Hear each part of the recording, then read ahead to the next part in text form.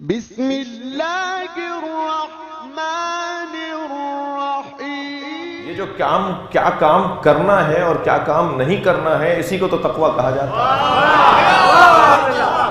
ہے۔ منہیات اور اوامر اور نواہی کی شناخت کو تقویٰ کہا جاتا ہے۔ میں پہلے جانوں تو صحیح کہ یہ کام غلط ہے، پہلے مجھے پتا تو ہو کہ یہ کام ٹھیک ہے، اور پھر جب غلط ہے تو پھر غلط اور صحیح مذہبوں میں، علاقوں میں مختلف نہیں ہے۔ میں لفظ اور بہتر کروں، جھوٹ مذہبوں کی بنیاد پر غلط نہیں ہے، سچ مذہبوں کی بنیاد پہ صحیح نہیں ہے۔ سچ صحیح ہے اس لیے نہیں کہ شیعہ بول رہے ہیں تو صحیح ہے، جھوٹ غلط ہے اس لیے نہیں کہ شیعہ کہہ رہے ہیں کہ غلط ہے تو غلط ہے۔ یہ فطرت کا حصہ ہے۔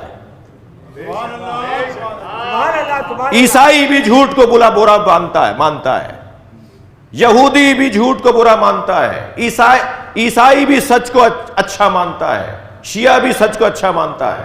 تو اس کا مطلب یہ ہوا کہ یہ مذہب کی بنیاد پہ نہیں ہے، فطرت کی بنیاد۔ اللہ نے ہمیں فطری طور پر متقی بنایا ہے۔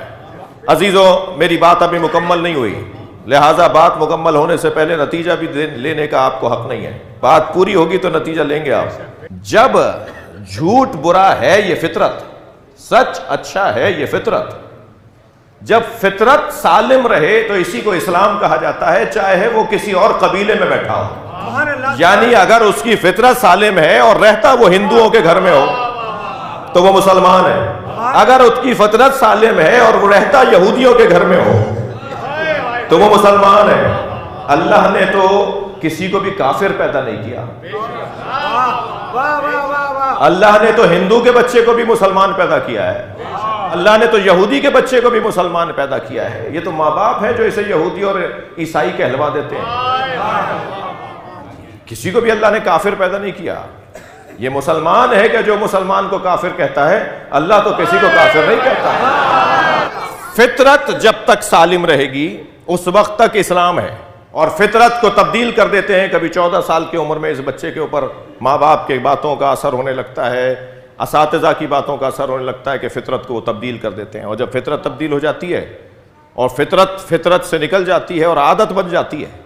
فطرت اور عادت دو علیحدہ باتیں ہیں۔ آیت اللہ جوادی عاملی پڑھ رہا ہوں مسلسل میں، اب تک جتنا پڑھا ہے آیت اللہ جوادی عاملی کو پڑھا ہے اب تک۔ فطرت جب عادت بن جائے یا فطرت جب عادت میں تبدیل ہو جائے تو پھر یہ خطرناک مرحلہ ہے۔ توجہ چاہوں گا، تھکیں گے نہیں، میں کچھ کہنے جا رہا ہوں۔ فطرت